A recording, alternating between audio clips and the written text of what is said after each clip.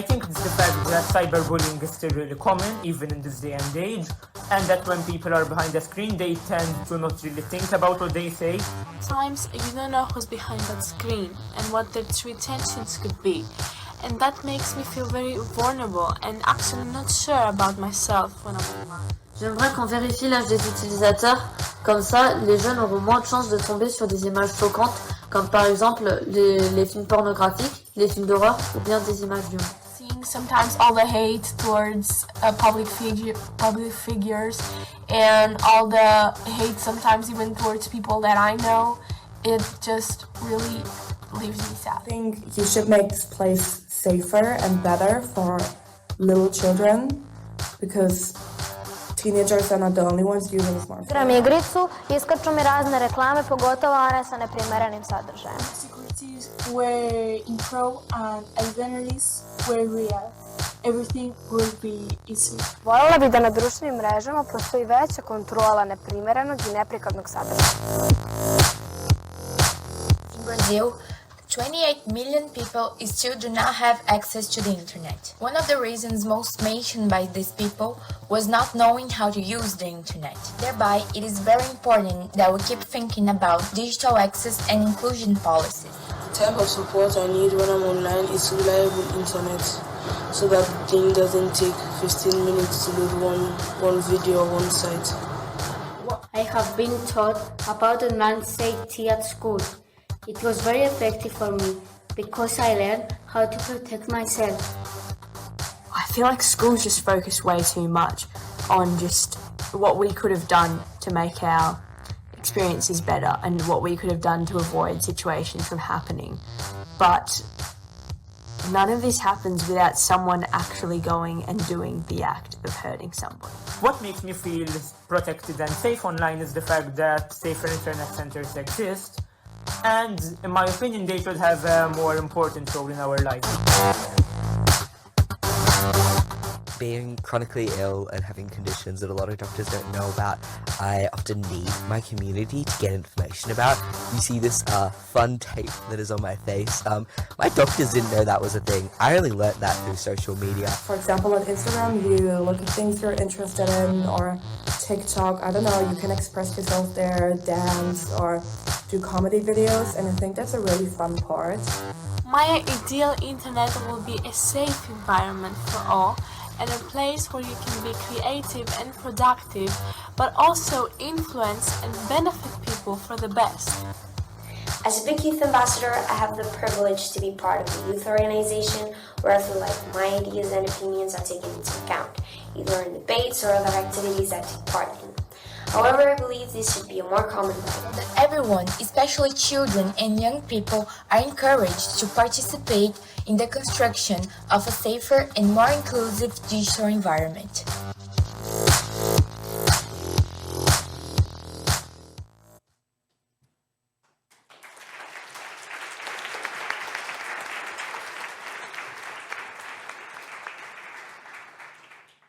Good morning, everyone. Dear colleagues, I'm Hans Martens. I'm leading the team at European Schoolnet, which is running on behalf of the European Commission, the Better Internet for Kids initiative.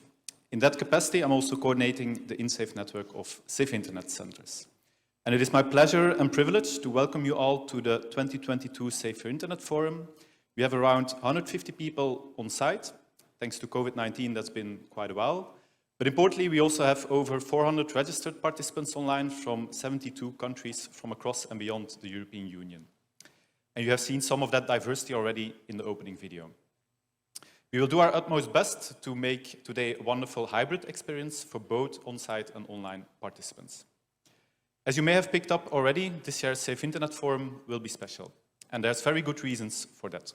First of all, in May, the European Commission launched its new European strategy for a better internet for kids, aka Big Plus. Following an extensive consultation process with children and young people, a process in which many people in this room were actively involved. Secondly, 2022 is also the year of youth, and therefore the forum is running in a youth-led manner, with young people playing a very active role in the planning, preparation, and delivery process. We've all been saying for quite a while now, thanks to some specific people in this room, that an estimated 1 in 3 of all internet users in the world is below the age of 18.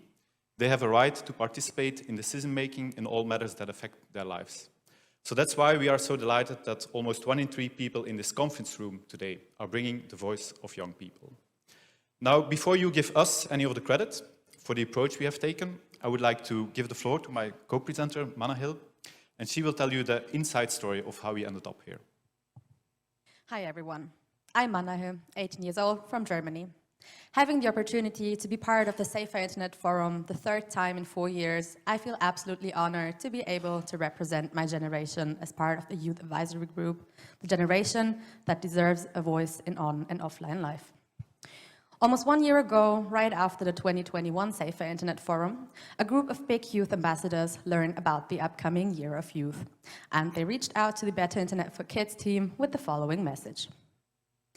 To hear that an entire year will be dedicated to children and young people is something some of us have been waiting for many years. 2022 is a year where the focus will be to ensure that young people's views and opinions are heard and, above all, taken seriously. 2022 is our year. The Safer Internet Forum addresses relevant topics year after year, topics that are important for the future and tasks that should be taken on. If we are the future, isn't it up to us to decide what these topics should be? In 2022, we want to shape the Safer Internet Forum. The big youth panel should not only set up a project, but be given the chance to prepare the forum at the beginning of this year, choose the topic, select the deep dive sessions, propose or select speakers. Children should not only be heard and consulted, but should also be allowed to participate and lead. Such issues affect children. They are the best participants who can decide which topics and which experts are chosen. Let's not just be the participants, but the protagonists of decision, because if not, words would mean nothing, and the motto, Year of Youth, would just be a tagline. And here we are, almost 12 months later. The Safer Internet Forum Youth Advisory Group was born, a smaller group of 10 more experienced big youth ambassadors from different EU member states. Starting meeting from spring onwards with the big coordination team, we realized we wanted to work on solving problems together rather than on our own. Especially because we do not have the power like big industries have to influence our lives. It is still up to us to create a better living space for us and the future generations. Meanwhile, a new group of big youth panelists started preparing some of the youth-led sessions you will be taking part in today. 27 youngsters from 19 countries, 13 to 19 years old, participating in months of online and face-to-face sessions, are finally raising their voices at the Safer Internet Forum 2022, sharing views and experiences about the big plus topics. To make most of your available time, we have put together a full-on program today. I'm sure you all have studied the agenda in detail, and if not, you can have a quick look at your conference badge. We have put a lot of thinking and effort in the overall flow of the day, trying to make this a youth-led forum in a genuine and meaningful way, so that we not only listen to the young people, but find a way to act upon their views. In the first few sessions, most of you can sit back and relax. This is where the young people will do their thing. And as we've heard already in the opening video, they have their way of expressing themselves. So there may be music, perhaps even some dancing, let's see. But as we progress through the day, we will actively involve all stakeholders in the discussion, and that's why on-site participants have all got an allocated seat. So please bear with us, play along, there is a master plan, and we really want to use this day to move forward together, trying to realize the Big Plus vision step by step, by also giving it a more global twist. Big Plus sets out a vision for age-appropriate digital services with every child in Europe protected, empowered, respected online, with no one left behind. But most importantly, we want to participate. We want to be actively involved when decisions are being made. Being grown up in a digital world and growing up in one are certainly different. Hence, it should be everybody's common goal to support and advise each other in order to create a safer place we can all live in together in peace. Before we start, some final practicalities. All day there will be 2 people from the European Commission right outside, and they will be very keen to talk to you about recent guidelines for teachers and educators on tackling disinformation and promoting digital literacy through education and training. At the same spot, you will also find some people from the core project. They have been working very hard over the last few years to create a comprehensive pan-European knowledge platform. And we all know how important this kind of evidence base is to make Big Plus a reality. Last but not least, just to reiterate, this is a hybrid event, and we are doing our best to actively involve both on-site and online participants. So online participants, behind the camera, please use the chat, ask questions. We will try to collect them on site, and then we will pass them to the moderators. Only for the deep dives, we will actually split, but normally the flow will be pretty clear. But now let's start with a video address from Thierry Breton, Commissioner for the Internal Market, and from Dubravka Šuica, Vice President for Democracy and Demography. Then we will dive straight into a high-level interactive youth-led opening sessions. Thank you very much. Dear participants of the Safer Internet Forum 2022, today marks a very special edition of the forum, as we celebrate the adoption of the new strategy for better internet for kids, also called Big Plus, presented earlier this year. So in line with the strategy, today's event has been inspired and driven by young people. So first of all, I definitely would like to congratulate all members of the Big Youth panel for organizing this forum. Thank you all. But let me remind you that our work on a better internet forum for kids is definitely part of our broader efforts in the EU to, let's say, reshape our digital space. We are making the digital space open and innovative, but also, and that's extremely important, ensure EU values and rules are respected. It is based on a, let's say, very simple principle. What is allowed offline should be allowed online. But what is legal offline should be also illegal online. A major milestone this year has been the adoption of two pieces of legislation, the Digital Services Act and the Digital Markets Act. Together they form a set of rules that will create a safer digital space in the EU. And this is particularly important for children who are growing up online. 95% of young people in Europe are online on a daily basis. During the pandemic, children spend on average between 6 to 7.5 hours online per day. So the big strategy builds upon this legislative framework and presents a range of actions to ensure that every child in Europe is protected, empowered, and respected online. Let's look more closely at these three objectives. First, protected. This means protected from harmful and inappropriate content, conduct, and also commercial exploitation online. For example, we will be asking companies to develop a code of conduct for age-appropriate design of digital products and services. And they should not do this in isolation. They should involve you, children and young people around Europe, in the entire process. Second, empowered. This means having the right set of digital skills to confidently navigate the digital world.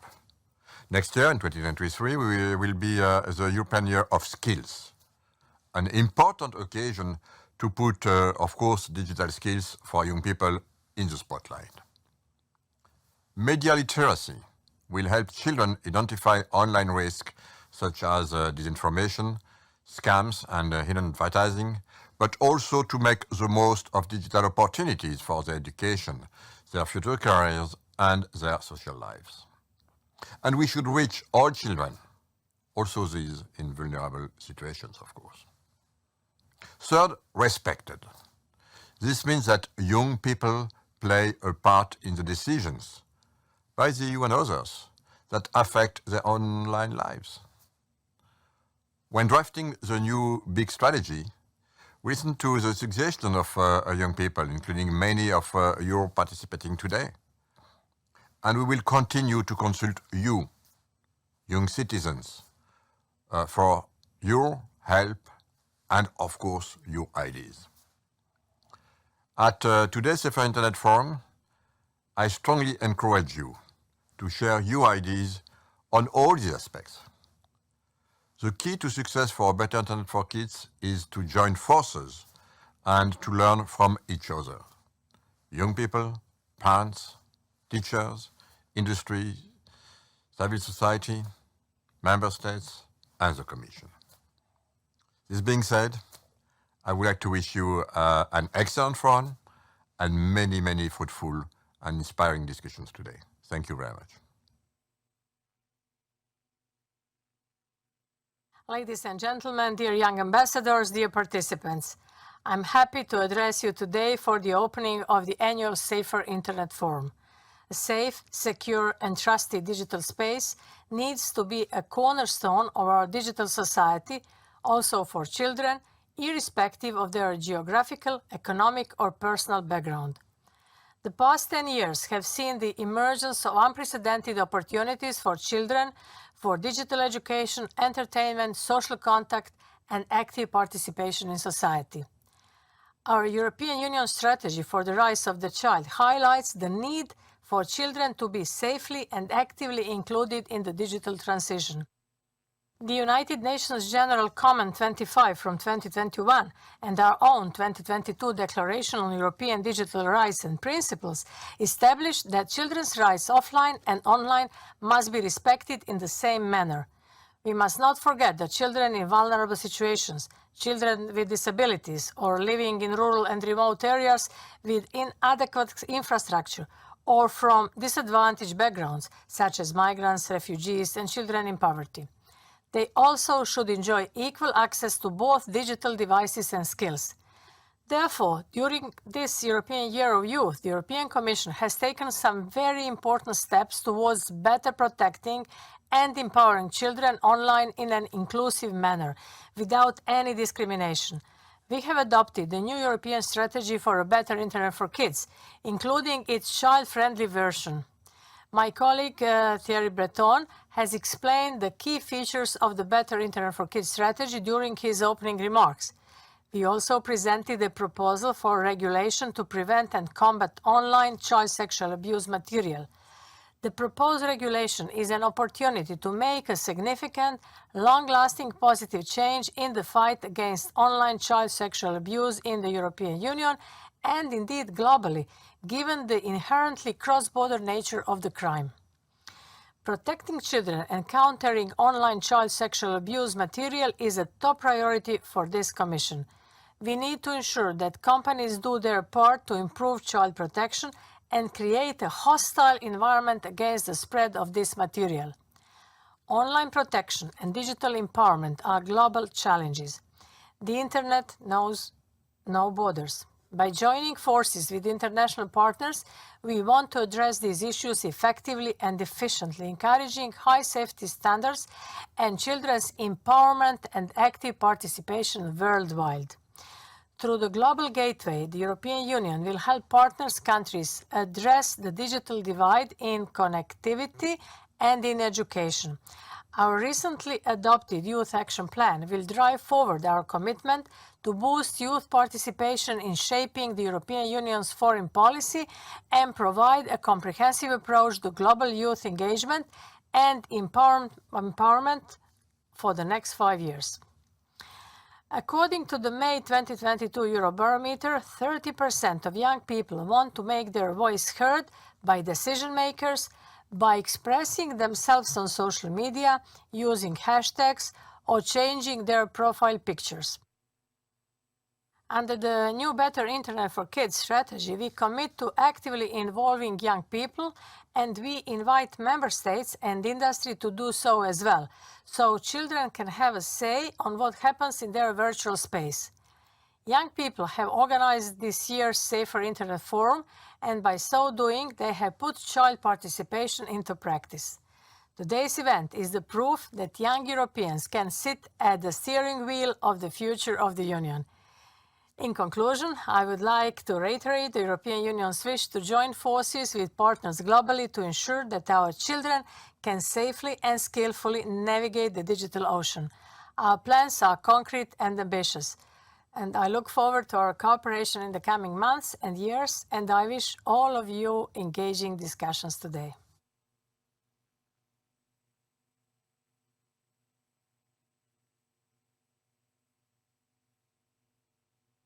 Good morning, everyone. I hope you're all well. My name is Molly, and I'm a participant from the BIC Advisory Group from Ireland. And today, George and I will be speaking to two policymakers. So without further ado, I will pass it off to George to introduce themselves. Good morning. I'm George, a BIC Youth Advisor from Malta. As Molly said, today we have the opportunity to speak to two policymakers. We'll be speaking to June Lowry Kingston and Katarina Rinsma. Katarina is an MEP from the Netherlands and is also the Vice Chair of the Intergroups on Children's Rights. And June Lowry Kingston is the Head of Unit Accessibility, Multilingualism and Safer Internet and the Deputy to the Director Data GG Connect at the European Commission. So here's my first question for June.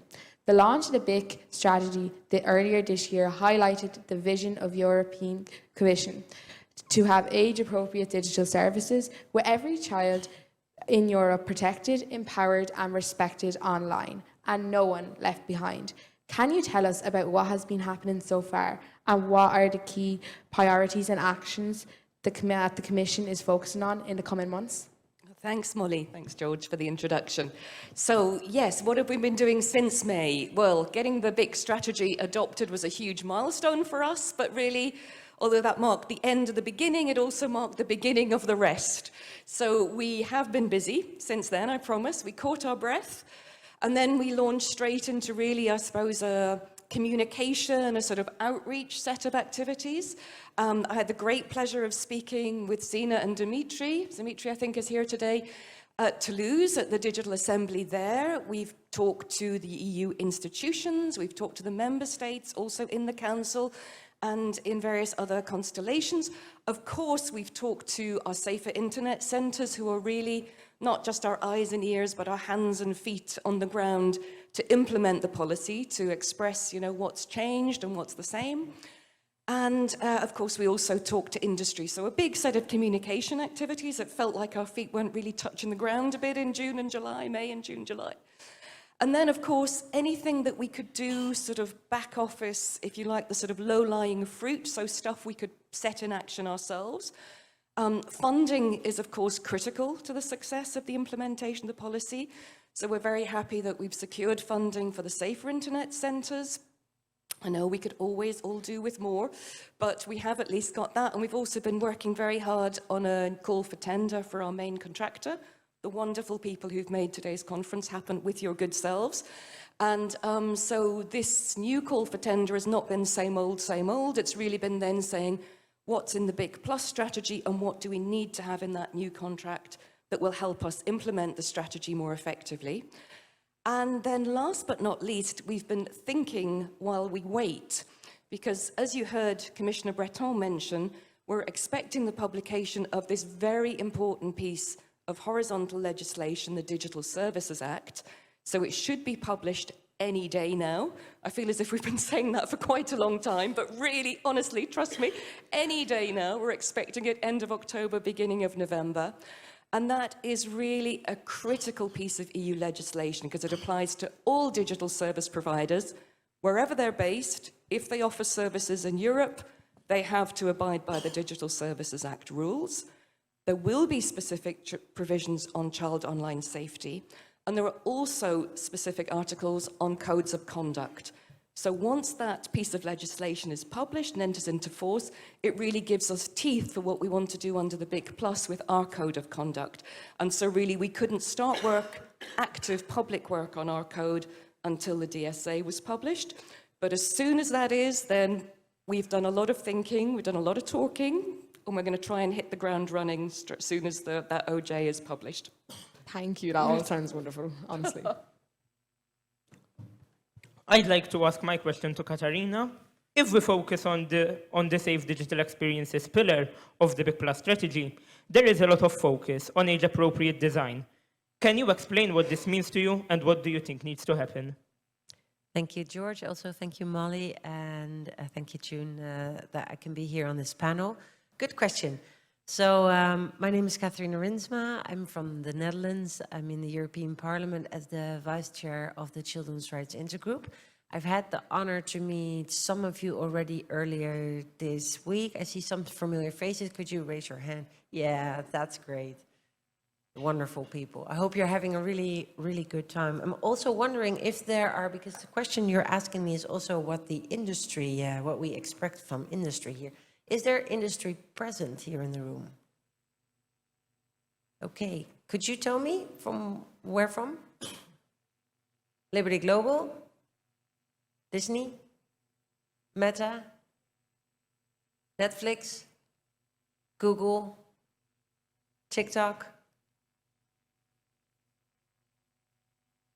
Lego Group? Yes? Peace Corps? Couldn't, okay. That's actually quite a lot. That's impressive. Have you all interacted with each other and make sure that over coffee and tea that you really have in-depth conversations? Okay, that's great.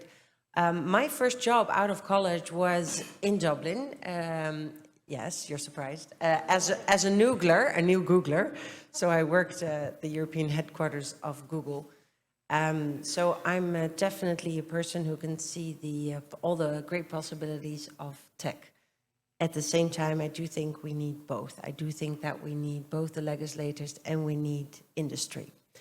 And when it comes to the child safety online, I think that it's really important that with every product and service that is being designed, that the designers and the engineers also take child safety into account. And I know that's a bit difficult sometimes because it's not maybe in the mindset yet. And I must admit also, I'm a mother now of a 3-year-old, but I must say before that, maybe child safety online and child protection was also not really top of mind for us. So I'm also really hoping that your developers and your designers are really also talking with youth and talking with children to really hear their insights and talking with parents. And I think that really the two, and so that what we would say a child's rights assessment, which is a bit of a EU bubble word for just making sure that if you are designing products and services, that you really make sure that you take the well-being and the health and the safety of children also. So talk with children. Okay, from all the industry partners here, who are actually engaged with children when they're designing certain products or services? That's cool. Some hands. Okay. And for the people, is there someone who would like to share what they're doing? Don't be shy. Yeah, stand up, please. Meda, I think.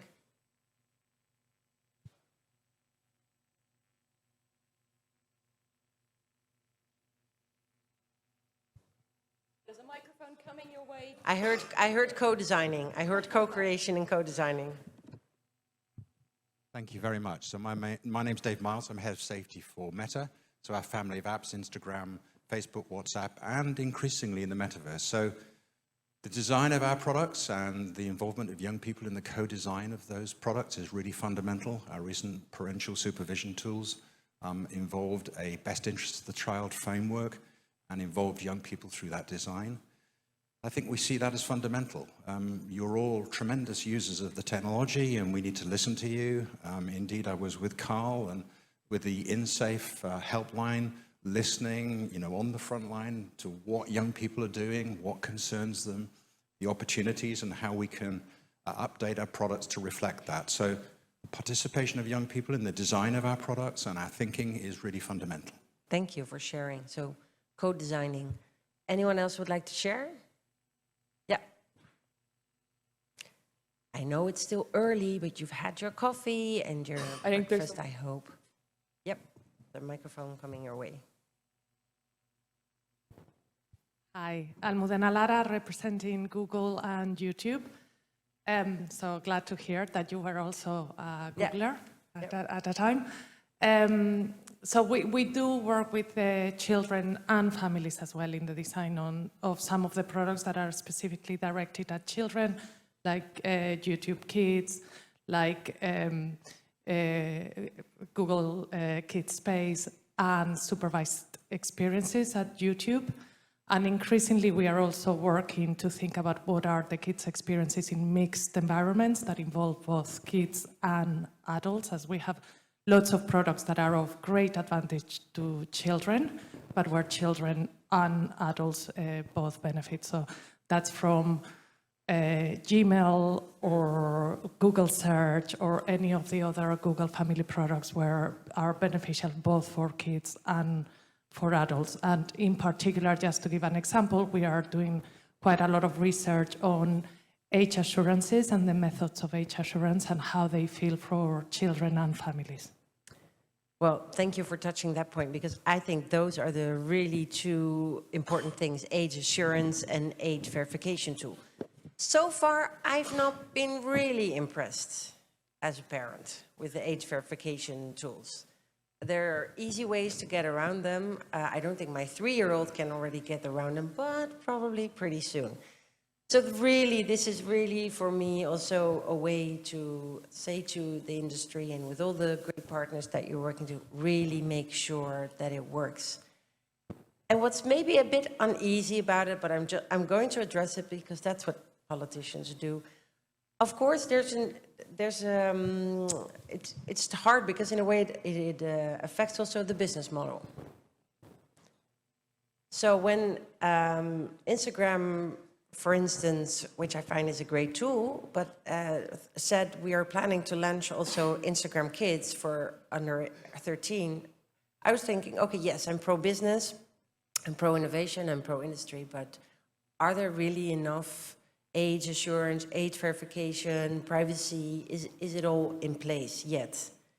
Yes, we all want to innovate, we want to move ahead, but are we sure that we've already been, when we're designing things, that we are sure that we've already put enough safety measures in place? I see you're nodding, so that's also where you get paid for, I guess, but no. I think it's really important that when we think also about the upcoming CSAM bill, which is a sexual abuse material bill, that we really make sure that if industry says we want to take this responsibility, that they also do it. At the moment, the child sexual abuse material is, it's not mandatory for companies. So the detecting, the reporting, and the removal is all done on their own pace and on their own, with their own technologies. And we've received mixed signals about that. Some companies say, I think we're already doing enough, and please don't put the burden on us on that it has to be mandatory. I've been talking to a lot of children's rights organizations, privacy organizations, who come from a different point of view. So I'm curious also to hear from the audience, just by simply raising your hand, who thinks that the reporting, the detecting, and the removal of CSAM, so the child sexual abuse material, should be voluntary for these companies?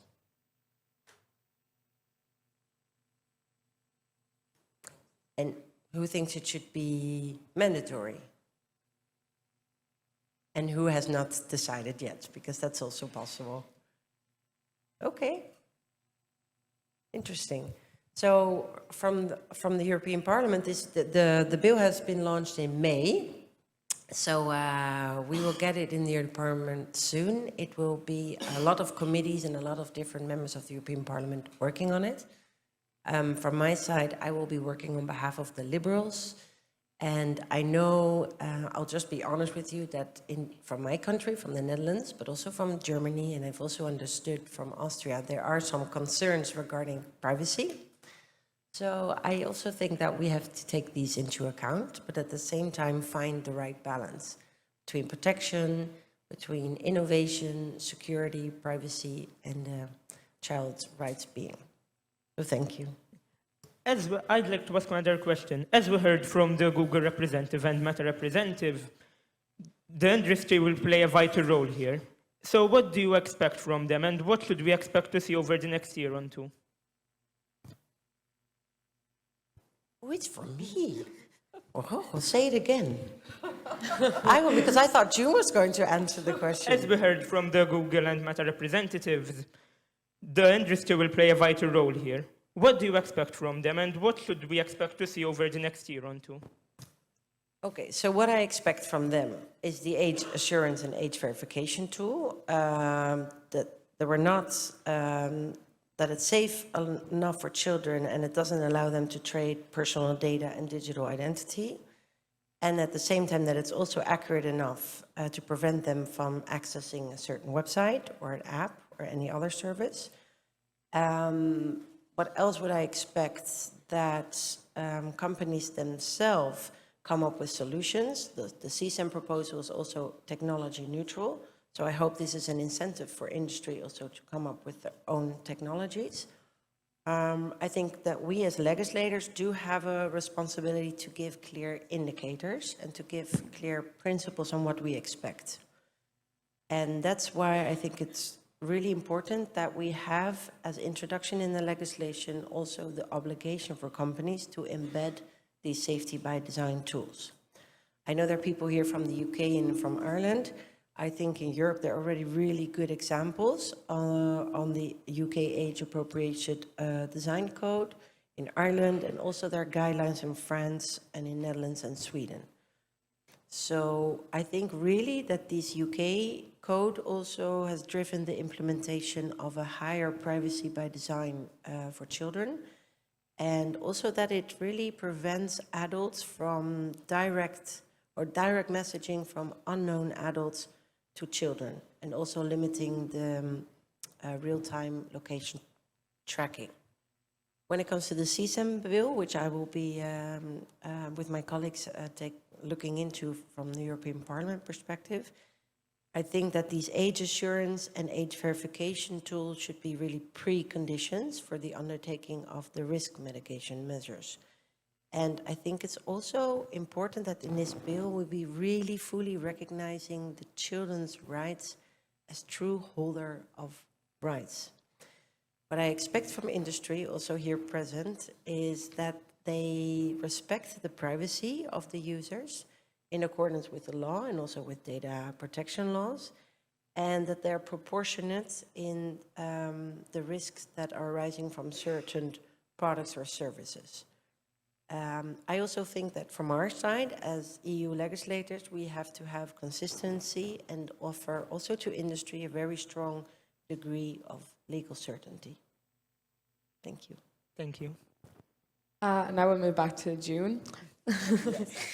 So the big strategy is really ambitious. What will the Commission do to ensure that the vision becomes a reality? And what systems and mechanisms are in place to monitor the progress being made against the objectives in the strategy? Good question, Molly. So, as you say, it is ambitious. It's also quite practical, the strategy. So we have actions that we've really laid out there. The Code of Conduct, exactly sort of helping industry to understand how they can implement all these legal provisions that already exist and that, quite frankly, have not always been respected and implemented fully, with the child's best interests at the core of that. So the Code of Conduct is one big one, and obviously getting the Code of Conduct produced, drafted, signed, but then also making sure that it's actually implemented is going to be, quite getting it adopted. We can say yes or no, making sure that people are actually following it and that it is successful in pulling together all these different aspects of the children's rights, industry and their business models, changing those in some cases if necessary, in terms of influencing how children's data is processed, for example, being privacy preserving. So that's one strand where I think we can be judged, certainly in terms of the code, fairly clearly. But in terms of empowering, I think the Safer Internet Centres obviously do a fantastic job, and they are a brilliant resource. And the big portal, again, is a fantastic resource. I think we can all do more, though, in terms of celebrating that and raising awareness of that. So at the moment, we probably reach around 30 million people a year across the EU. Now, that is great, but we have a population of 450 people. We have 100, roughly 90 million under 18s in Europe. So how we measure that and how we can be sure that the Safer Internet Centres are also reaching all the vulnerable communities of children in Europe, so children with disabilities, children migrant or refugee background, children in care, that maybe we need to look at how we're using multipliers and how we're working together, also with different colleagues in the Commission who work in these areas, to really try and reach all children. And then, as already MEP Rinsena, and we've heard from some of the industry, in terms of respect and having children's views, the under 18s views taken into account, we can obviously do what we can as policymakers. I think today's event is a great example of that, and it shows really the potential and the benefit to us of having young people involved in our work. But also there is a call there in the Big Plus strategy for industry to embed some of the good practice that we know is in this room of actually consulting children, and obviously that happens a lot. There's some great practice, Lego for example, and others in terms of involving children in the design of child-specific products. But exactly as we heard from Google, these mixed spaces where children are basically in an adult space and they've been there and really cast to sea on a raft there and left to sort of, you know, that the child's best interest has not been taken into account so far. So that is something where I hope we can see, is there a sea change in industry behaviour? And that's something we also hope to influence with our code. So some of it will be measurable. We have our great Big Plus policy map evaluation and academic evaluation done every 2 years, which is a great help to us and to the member states to seeing what's happening across Europe.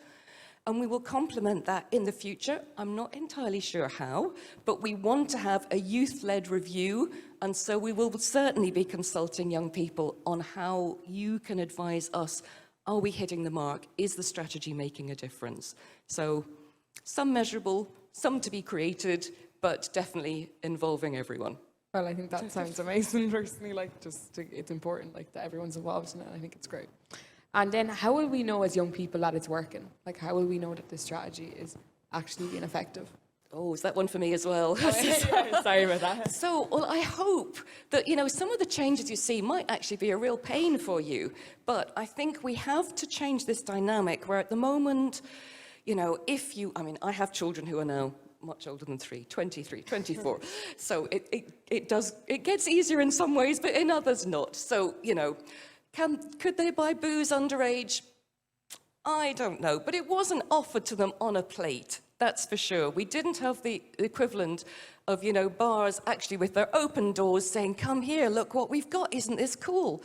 That's what we've got to change online, because when kids are in these mixed spaces, it's not just that they can access them, but with some of the algorithms and some of the persuasive design techniques, they're being encouraged into some of these dark, illegal, or certainly harmful spaces. You know, we all know, I think, in our own country, some really tragic cases of children who have been so seriously harmed, it's led to suicide in some cases, and that's really the behaviour that we want to stop. So it shouldn't be easy to chat to strangers online. You shouldn't be being proposed self-harm or suicidal content. You know, and those changes, I think, if you see that, or the next generation of young people who come along and are actually online in a different digital environment that is age appropriate, that's what we want. And that's, I think, what we should be judged by. Yeah, definitely. I'd like to ask my final question to Katarina. In brief, as vice chair of the intergroup, you must be pleased with the focus on participation and empowerment. But can you make this more specific? What kind of opportunities do you see for children and young people in a digital world? Thanks, George. The question of what kind of opportunities do I see for children and young people in a digital world is actually kind of strange to be answering because, well, I'm young, but not that young. I don't think I would be considered in the box of children or youth.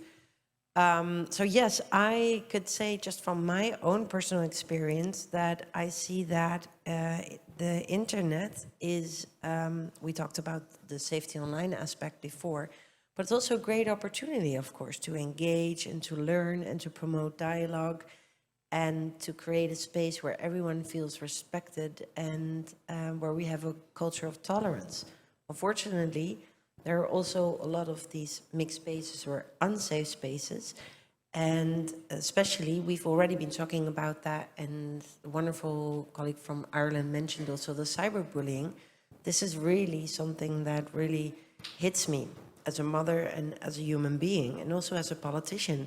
How can we make sure that something like cyberbullying, how can we stop that? Because when we look at, as June already mentioned, a lot of vulnerable children are being targeted by this cyberbullying, and girls, LGBTI children, or perceived LGBTI, children with disabilities, children of minorities, they are often the target of online hate speech.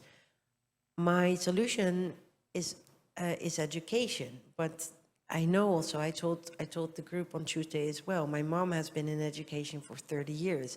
She was a very dedicated teacher, but she was responsible for a lot of things, healthy food, the bullying aspect, promoting tolerance and respect, school, media and digital literacy. Can we also ask our teachers in our schools to also do that? What do you think? I would like to hear from the audience. Do you think that as teachers or as schools that we have a responsibility to take in digital and media literacy? Who would say yes? Okay, and who would say there is enough funding or capacity for schools and teachers to do so? Who would say there's enough? Yeah. And what would be needed? Is it funding? Is it money? Or is it a different mindset? I think there are a lot of great strategies already in the Big Plus strategy tool, but would also like to hear from the audience what's needed. Yeah. I am Barbara. I'm from the Austrian Safe Internet Center, and we work a lot with teachers, and we see that they don't know how to use the digital tools. The framework is there. There is even a subject, a class in school that would teach that, but teachers lack the education. They don't know how to teach that. So there could be not enough resources, but the possibilities are there for years. But if you don't have the attitude and the knowledge, you can't pass it on. Yeah, thank you. One last remark before we close this session, because George is keeping us strict on time, which is very important. Yes, in the back.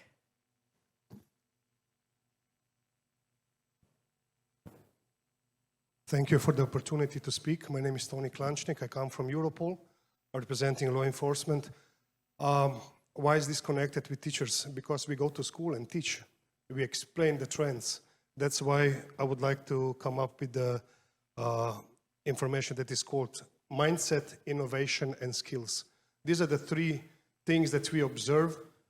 When we leave the school usually tick the box. Yes, we've done it, and that's it. No, you have to continue what you just got from us.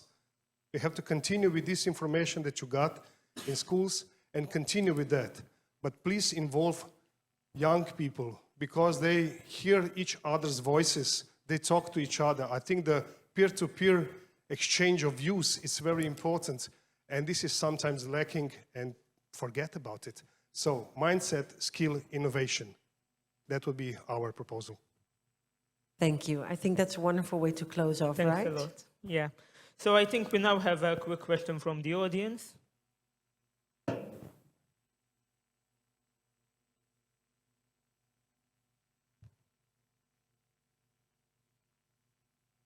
Hi, good morning. My name is Saul. I'm from Norway and in the SIF Youth Advisory Group.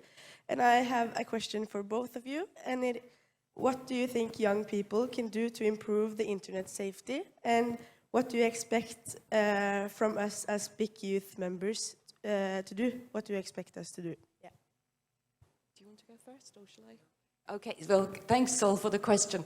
Well, I think Tony from Europol actually really identified one of those real strands. I think we would like our big youth ambassadors, who do a fantastic job, and today is really showing your potential for how you can do that. We would like to see how we can get your voice resonating in your schools, in your social clubs, how we can use you. Now, this is not to exploit child labour, but to really, exactly as Tony said, what you say resonates much more with your peers than what an old person like me says, or Tony or Barbara, however well informed they are and however good their presentations, it has a different impact. And so that's something that is really embedded in the Big Plus strategy, and it's something we really want to work with our Safer Internet centres and all the sort of contacts also involved in education, how we can get youth voice actually saying it's cool to be safe online and it's not cool to be cruel online. Thank you. So I think for me, it's most important that I listen to your ideas. So as the vice chair of the Children's Rights Intergroup, we are over 135 members of the European Parliament from different countries, all really trying to serve the well-being of children and youth. So send us ideas or invite us to your school or organize hackathons with us together. We can also do it online. We need to be listening and listening to you. Thank you so much. That's brilliant. I love when we want to listen. So first of all, I'd just like to thank you all so much, and the audience, thanks for being so interactive, and thanks to June and Katrina for this fruitful session, but unfortunately it has come to an end. And I now give the floor to Demetrius and Sabrina for the next session.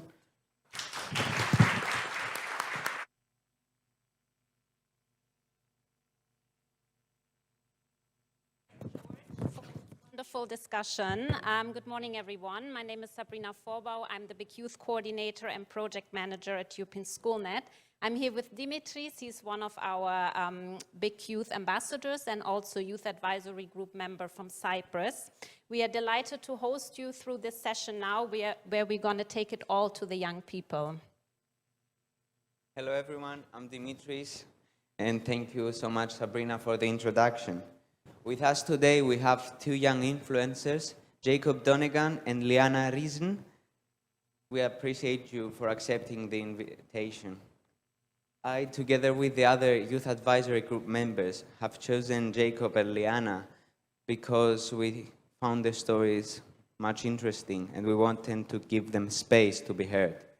We also found some great links with the new Big Plus strategy, so we're very excited to hear from both of you today. We start from Jacob, which is a 21-year-old content creator from Ireland. He has over 1.2 million followers on TikTok.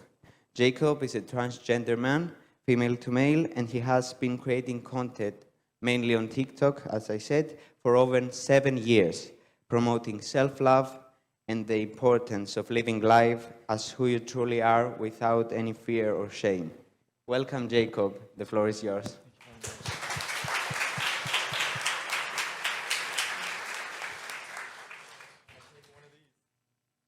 By any chance, is it this mic? Yeah. So hello, I just want to start this off by thanking everybody for coming and actually listening today and to be invited here and get this opportunity to actually speak and share my experience. I'm truly grateful. So to start this off, I'll introduce myself. My name's Jacob Donegan. I'm 21 years young and I'm from Ireland. I'm also transgender, female to male. For you that don't know what that is, basically that's where I was biologically born a female, but I transitioned to the male I am today. I'm mostly known for making content on the app of TikTok, and I started making videos in 2015 on an app called Musical.ly before it merged with the app of TikTok. I upload videos such as dancing videos and just lifestyle content, but I also document my transition from female to male and also some fitness and workout videos too. At this moment of time, I have 1.2 million followers on my platform, and I set to empower my followers to be themselves and help them see that with each negative, there is always a positive. Some videos that I create would be based on trending sounds on TikTok that you'd see just on your For You page.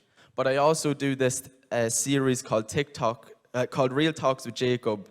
And what this is about is basically where I give people that are curious the opportunity to ask me questions if they feel like they're walking on eggshells when it comes to asking questions of the gender transition or even to do with my transition itself.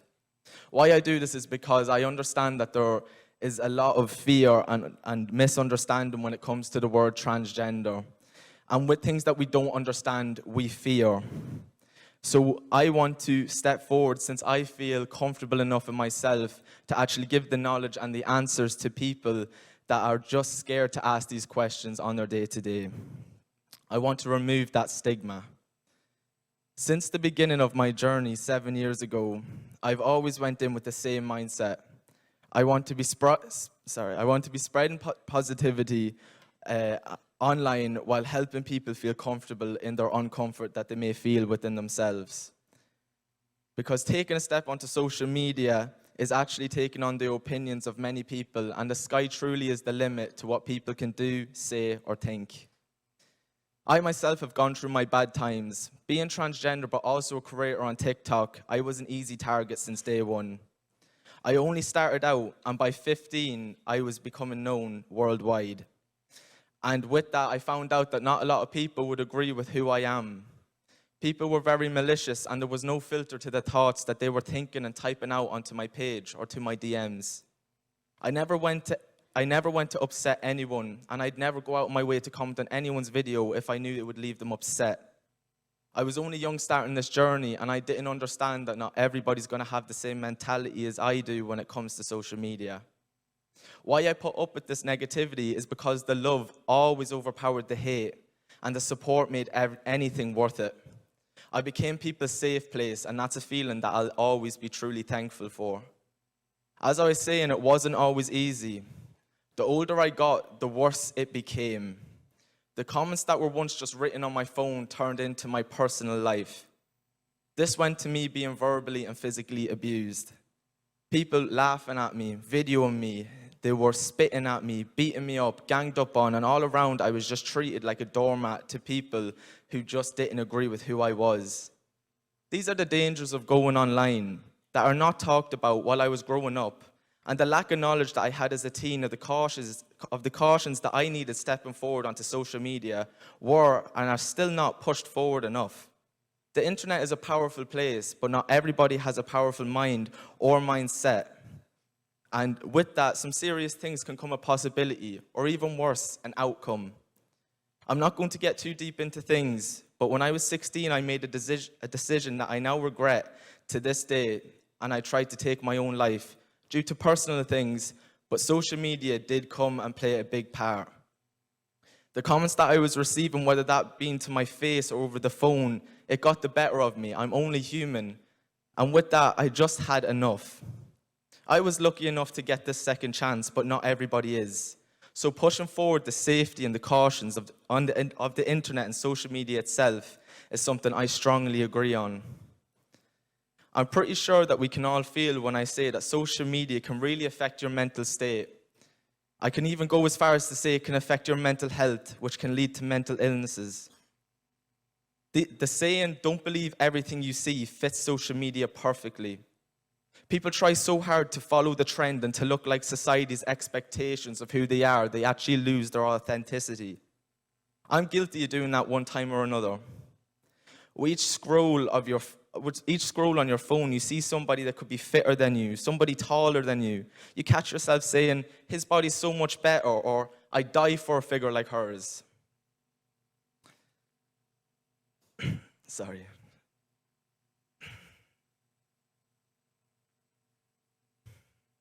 And this is not just for young people, but for people of all ages.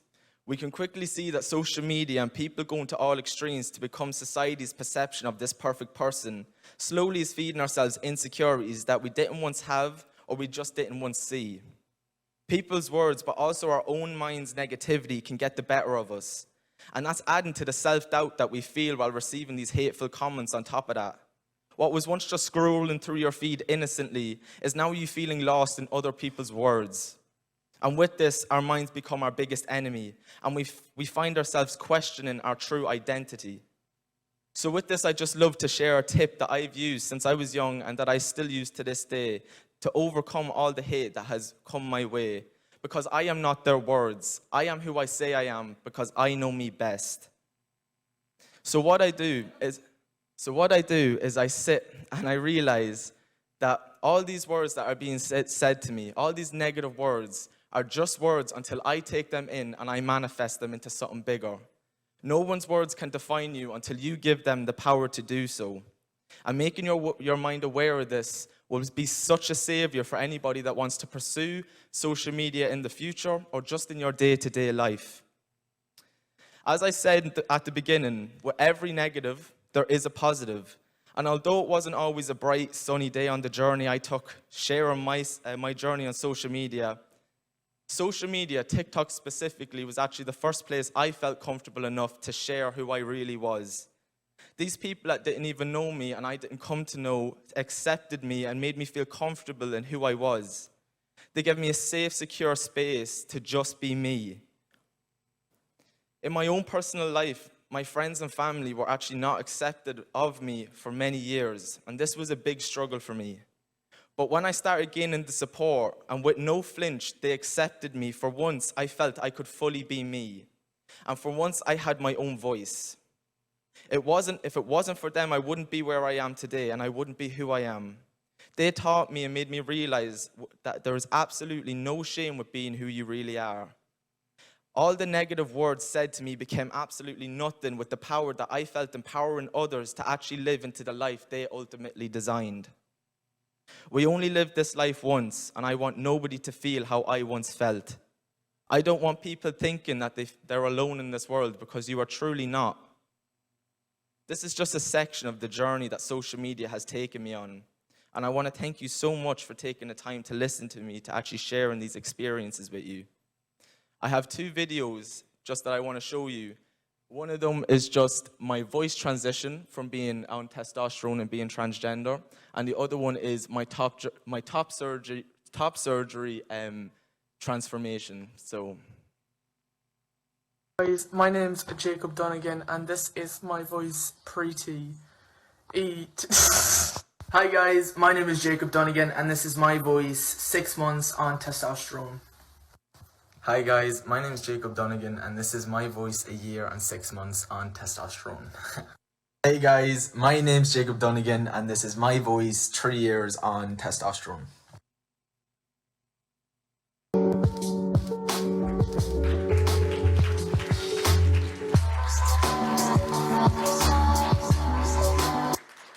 Thank you so much.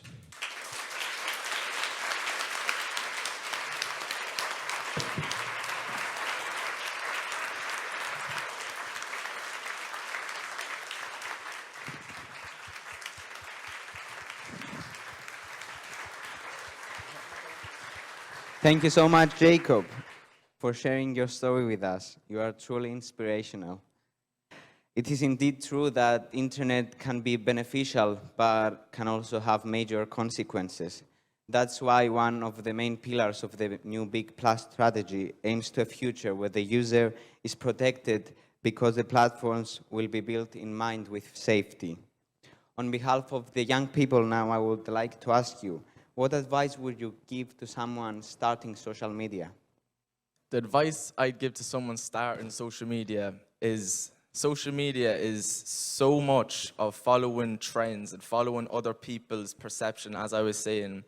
My number one advice would be never to lose your true authenticity, as it's so easy to live in other people's shadows, but living in your true self is so much more rewarding in the end.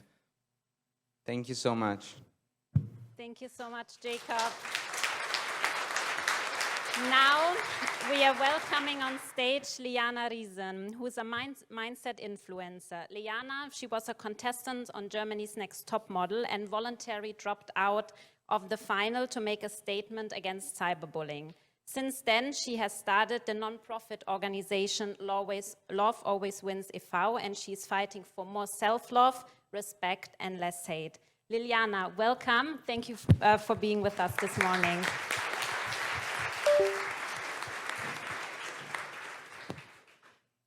Hello, everybody. Oh, yes, perfect. First of all, I want to thank you, Jacob. It was very emotional for me because, yes, my organization called Love Always Wins, so it's very near or very close to what you say. Whew. So, hello, everybody. My name is Liana, and as it said, I was a part of the TV show Germany's Next Top Model by Heidi Klum. I'm from Germany, and I'm 25 years old. Now I'm a model, influencer, and a self-love activist. I am known for the participation in Germany's Next Top Model 2020. And yes, I voluntarily exit from the final because of cyberbullying. First of all, I want to say who I was before Germany's Next Top Model.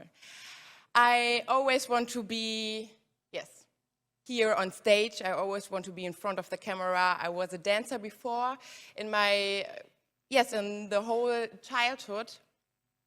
And I was very confident. As you can see, now I'm confident too. And I was positive all the time. In my childhood, I laughed all the time. I'm always positive. And every negative, there is something positive, and that was my mindset. I liked myself. I liked myself very much. So I go to Germany's Next Top Model. But there I understand that not everything is about human.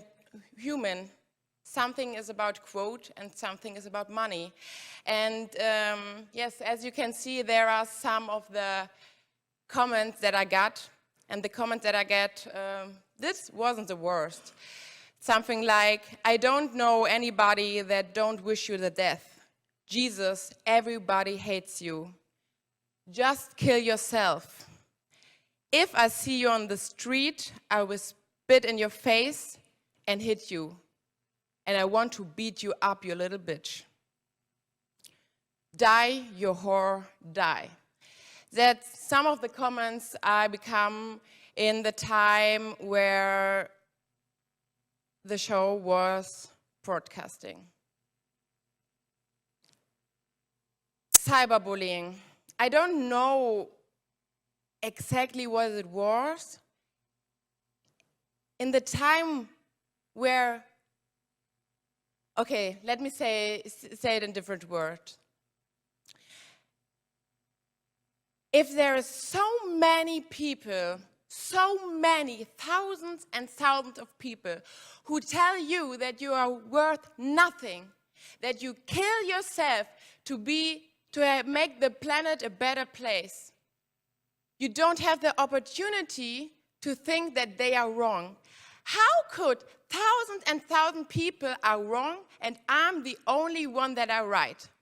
There is no possibility. So there is a time where you change your mind, and there is a time where you believe what people say because they say it to you over and over again. They say it to you over months, years. And that was a time where I get depressed. I just lay in bed the whole day. And my mom do not recognize me. She don't know the person who I became in the time of cyberbullying. And she was very afraid. What I don't tell my mom in this time, when I lay in bed, my thoughts was, how could I kill myself? What is the best way? What is the easiest way for my family? And that's something I never thought of, never before cyberbullying. And I don't recognize myself when I look in the mirror. Everything on me feels ugly. Not only the look, the inside feels very ugly. And I thought I am a bad, bad person because everyone told me so. And there was nobody in the internet that told me that I'm wrong because they are afraid too that all the people who hates me goes to them and tell, oh, you're a bad person too? You're a whore, you have to kill yourself. And that's the problem in the internet. They are afraid. But as I say, my campaign, first of all, I want to show you a picture I did for social media. That's how I feel in this time. That's how I feel. You don't see, but that's how I feel. Every hate comment is like a push in my face, like a hit in my face. That's what injuries leave. They leave scars. Every word leaves scars in my face, in my soul, in my heart. So, but as I said, my campaign is Love Always Wins, and as you can see, I'm a happy and confident person, and I want to tell you how I become myself again, or how I become a better myself than I was before. First of all, I needed professional help. If you are in this state, you need professional help. And the problem is you are ashamed and you don't think that you deserve the help you need, but you deserve, because everything is worth to be loved, especially from ourselves. So I get professional help with an organization in Germany that called Bündnis gegen Cybermobbing. It's yes, an organization against cyberbullying. And they helped me to understand what happened, and that it's cyberbullying and what happened, and that it's not okay what the people does to me, because it's violence. It's violence. Cyberbullying, it's violence. And I needed help from those who are around me, from my mama, who told me every time, because my mom, she knows me the best. She knows me 25 years, and she knows exactly who I am. And she told me who I am, and that I'm be a lovely person, and that I'm worth to be loved by myself, and I'm worth to be here on this planet. And not me being here and make the planet worse. It's me being here and make the planet better. And that's one thing I have to understand, and that's one thing my mom always told me. And it's exactly what Jacob said. I don't have the power to make you say something nice about me, but I have the power of my feelings, what I feel when you say something bad about me. I have the power about myself, and I have the power, if I give you the power to define me. No, just me, I have the power to define me, and just me, I can say I'm good or bad, just me. And yes, I'm worth to be loved, and only I decide who I want to be, only I, not a Heidi Klum. When I want to be a model, then I say I am a model. Not there have to be a Heidi Klum who tells me, yes, you win this competition. No, if I want to be, I am. Point. And so I choose the exit from the finale and do a statement against cyberbullying. And I saw that I have a new dream. So I want to be on the stage, yes, but not as a model in first place. I want to empower people with my story, because I don't know what happened to me just in the moment if somebody told me what happened to me. I have to need an organization that told me, hey, this is cyberbullying and it's not okay. And now I want to be part of this. I want to be part of the change.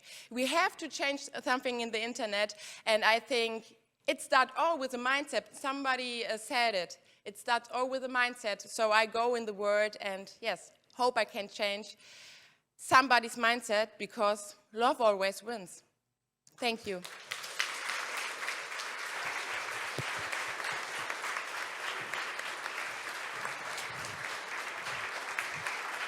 Thank you so much, Juliana. It's such an emotional story.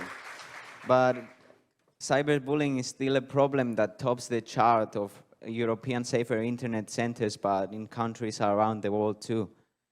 But it's amazing that from something so negative, you took the strength to create an organization to fight this phenomenon and help youngsters to stand up for themselves. Now, again, a question on behalf of the youth. You speak up a lot about gaining the courage to say things out loud. What advice would you give to someone who aspires the same but is afraid of the consequences? My mom always asked me, what are you afraid of? What could happen to you? What did you do? You just do it to be, yes, you just have to know that something what me happened, it don't happen just to me. It happened to million and thousands of people. So if I have the courage to stand up for my right, I do very good for every other people who feels the same. So if I stand up, I see, oh, there are many people who stand up with me and who fights with me. So they have to be a first step, and the others will follow very easily. Thank you so much. You have both overcome so much to be the persons you are today, but I wish that you continue to be like so influential to young people and help build a better society. Thank you for this amazing session. Thank you. Thank you, both of you. Thank you so much to Jacob and Liana. Now we are actually coming to the highlight of each Safer Internet Forum, and I think many of know how we are talking about Dimitris, right? Yes, because for the past 2 months, 27 young people between 13 and 19 years old from 19 countries met once per week online to prepare for today. They looked at the 3 pillars of the new Big Plus strategy, which are protection, participation, and empowerment, and how to put this into action. Without any further ado, we want to welcome the Big Youth Panel 2022.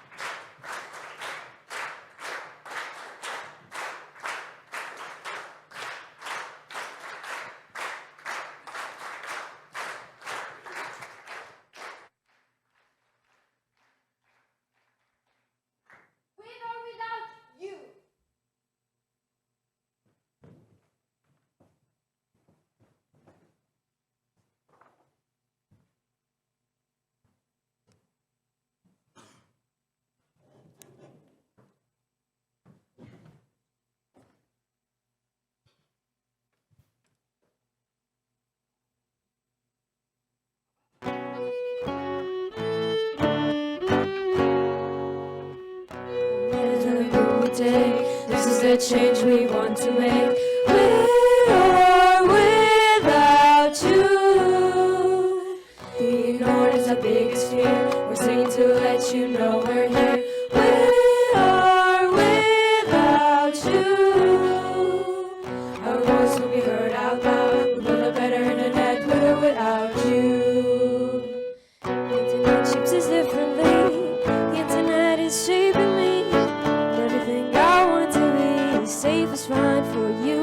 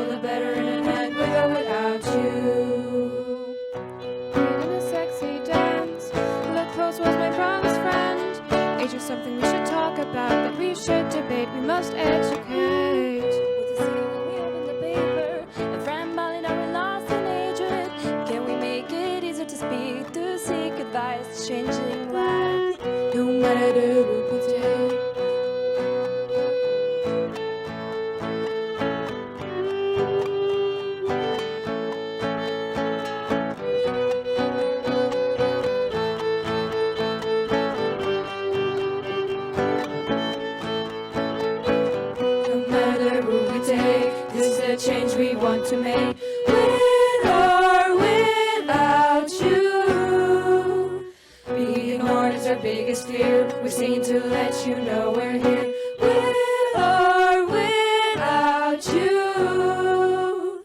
Our voice will be heard out loud. We'll build a better internet with or without you. Look around, everyone's on their phone. Are we still even in control? Struggling with what to believe, what I am and faith, take break from real. Getting lost in this crazy rhythm. Am I hostage of the algorithm? Educate us on misinformation and manipulation. Help us reach a stage where no matter who we take, this is the change we want to make. With or without you. Being ignored is our biggest fear. We're seen to let you know we're here. With or without you. Are we doing everything we can? Where do we stand? Are we with or without you?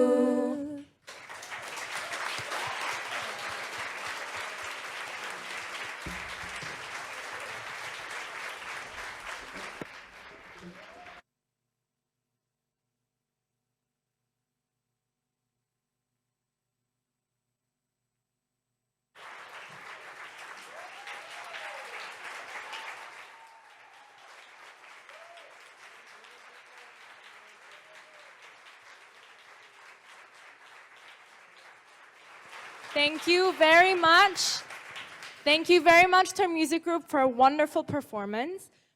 My name is Emily. I would like to now kick off our table discussions. They will last 15 minutes, so please follow the lead of your table moderator and please share your thoughts and ideas with them, and hope you have engaging discussions.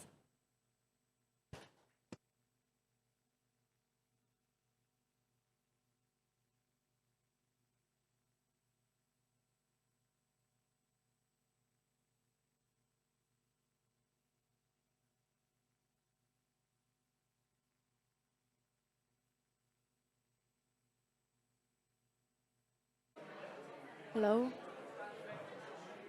Everyone, can I have your attention, please? I need to now bring the discussions to an end. I'd like to call on stage the moderators for representing each topic.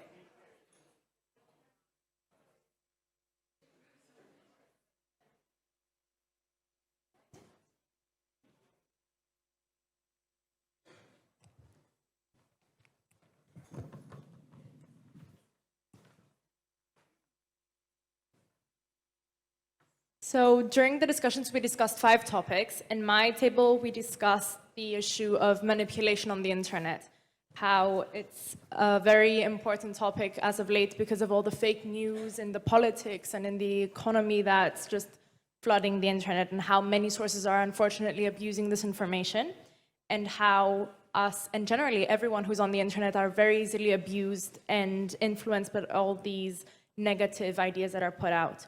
So we discussed about the importance of thinking before you post, but also thinking before you interpret information.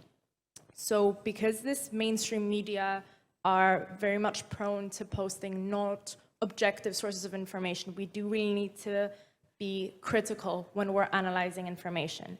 And we need to be wary of biased sources and not go with the flow, not follow the main messages that are often mistaken. And we also talked about education, but more specifically, how can it be applied? Because we're throwing that word quite a lot lately, education this, education that. So how do we educate exactly? We need to have fact-checking. We need to educate the youth on how you need to be wary of what you read. You don't just go with the flow. And especially because objective news sources are very long broadcasts, we need to make sure that those 15-second clips, those shorts that everybody watches, because very many people watch those rather than the nightly news broadcast, we need to make sure those are objective so that we avoid manipulation in the media. So now I'm passing it on to the next topic. Thank you. In my table, we discussed about data misuse and the key points where that companies and websites are selling the data without the consent, and children unaware data is used. Then we also talked about information bubbles and how they are how we are like in information bubbles and about information we get and use like in like our everyday. And then we talked about like well-known cookies and do we need to accept them? Are we reading all the terms? And we conclude that it depends on like situation we are. For example, if we are in hurry, then we are not like reading those like terms, but I like recommend to read them. And then also we talked about data sent elsewhere to like other countries and about laws, how they are like in Europe and like Russia and America. Hello everyone, my name is Guilherme and I was moderating the table where we discussed the cyberbullying. We conclude that cyberbullying can be as bad or even worse because we don't know sometimes who is making hate speech. He can be hiding behind a fake profile. We also conclude that cyberbullying is not taken as serious as real-life bullying, and that's one of the biggest problems. That's why cyberbullying is so aggressive. There has always been bullying, with or without the internet. So the problem and the fault is not from the internet. The problem is that teachers and adults, they are not ready to teach their kids how to be safe online. But internet makes bullying more easier. We also conclude that we have to know and teach the parents and the teachers so they can teach their kids to be safe online. Because when a kid goes online, he has to be aware of the dangers that is being online. So we conclude that sometimes the kids follow the example of the parents that can be bullying or cyberbullying someone. The kids see the parents doing it and they think, oh, I'm going to do it too, just because my parent did it. And that's a bad example. Parents and teachers, they have to know how to deal with it. We have to teach kids how to recognize cyberbullying. And they have to always tell someone when they're cyberbullied. Contact helplines and have some type of help because they need it. They're just kids. And when a kid is cyberbullying, he has no power to stop it. He's vulnerable and he needs help. And that's why teachers and parents need to know how to deal with it. If they don't know, kids will be vulnerable and they will never, never stop being cyberbullied. Hi, I'm Joanna, and I was in the table where we discussed moderation and policies. So the internet has a lot of free content, and that's great because it grants accessibility. Imagine you could only access certain contents that are now of our public domain if you had means. So it's great that we have access to more things, but that comes with risks associated with the data we give, but also associated with the content we are exposed to. As we grow, as well as a society in previous evolutions, we realize that young people are exposed to more things because more infrastructures come up. That also happens on the internet. But do we tackle the issues as they come up with this evolution? Are we doing enough? I had a very productive conversation, I hope all of you had, and it left me very hopeful to the future because I saw that there is internal investment being made in companies I heard there is policy investment and that there is an interest of having the best way to tackle these questions, which is cooperation in this process, not only between companies and policymakers, but also with young people. Isn't that our final goal? To have everyone that's interested in this process, so the people who are making money out of it, the people who have interested in it being safe and effective and interesting. Because it could be safe just by restricting laws and very strict policies. And would it still be our intuitive internet? So we have investors, we have companies, we have policymakers, and we have the most important, people who use it every day. Also, we discussed another very important thing, because we can't just work from the perspective of the people who are providing the platforms. We need to work with the people who are using it every day from a user perspective as well. So we mentioned education. We mentioned the importance of having a responsible network. So not just having adults being responsible for children, but adults working with children towards that conjunct responsibility, learning with each other, teaching each other, but especially having a good progress, a good process of integration, and having fun through it. Because we're not here just to work. We're here because our work is important. And why don't we do the important thing and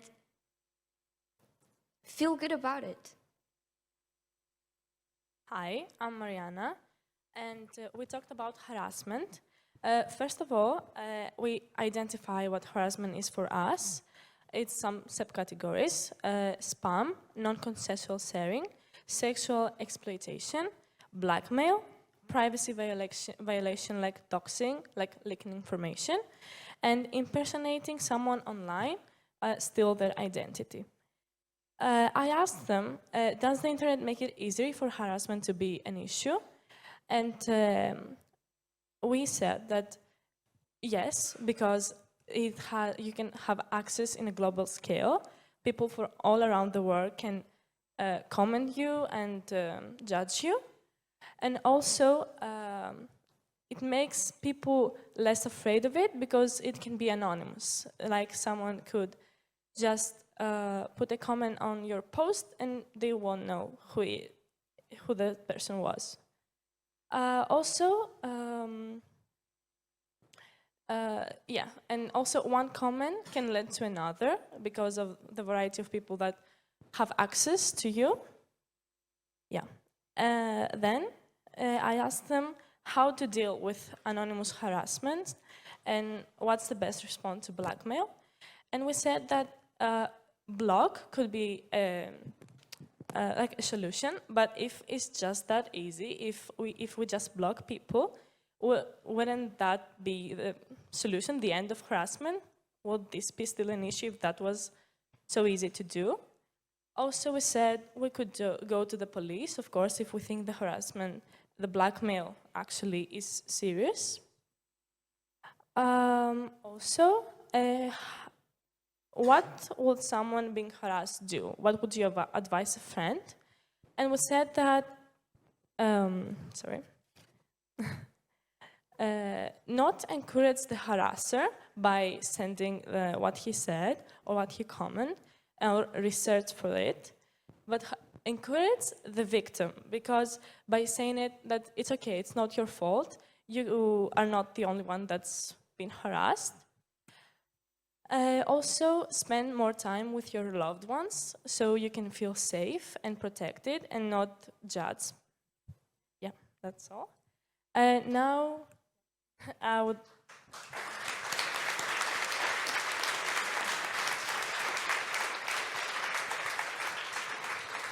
Now, Selma is going to do the final words, the summary of our first section.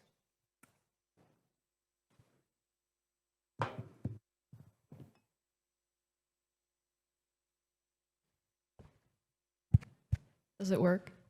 Yeah, okay, great.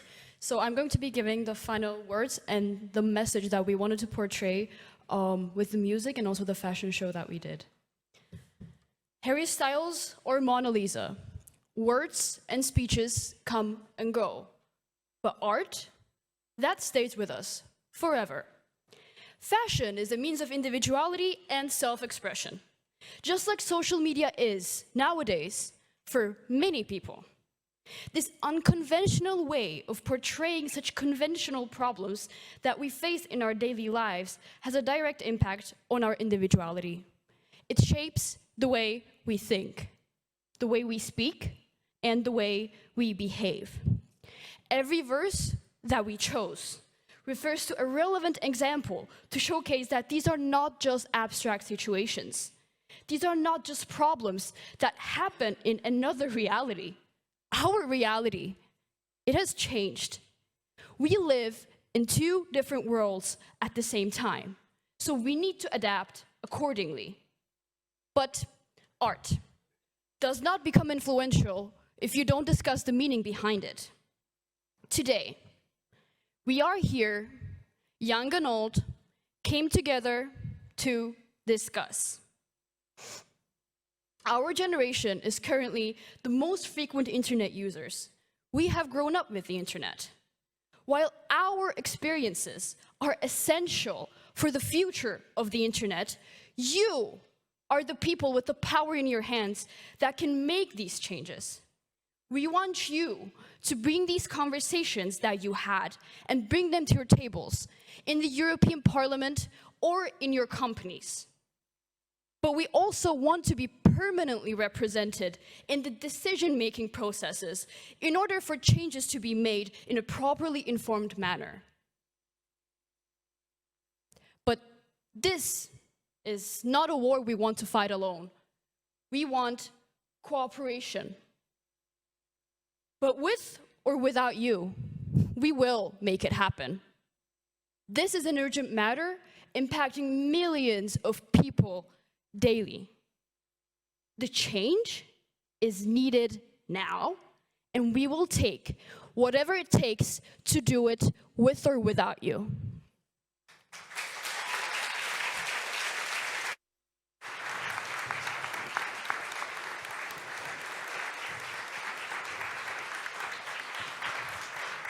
Wow, that was an amazing performance, and I'm very happy to see that you all have engaging and fruitful discussions. The youth has given you, I think, a clear call to action. I hope that you join them to make it a reality, because as you heard many times today, and you will hear it again, they will do it, with or without you. Everyone, that was the Big Youth Panel 2022. Let's give them another huge round of applause.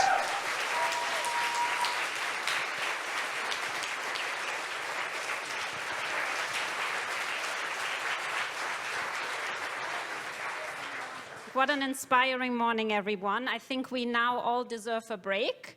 Coffee will be served right outside of the plenary room, and for everyone who's on site with us here, we will come back at 12. And for those who are joining us online, at 11:45, the virtual rooms will be open and an online moderator will be with you. Thank you so much for being with us, and enjoy the first break. Thank you.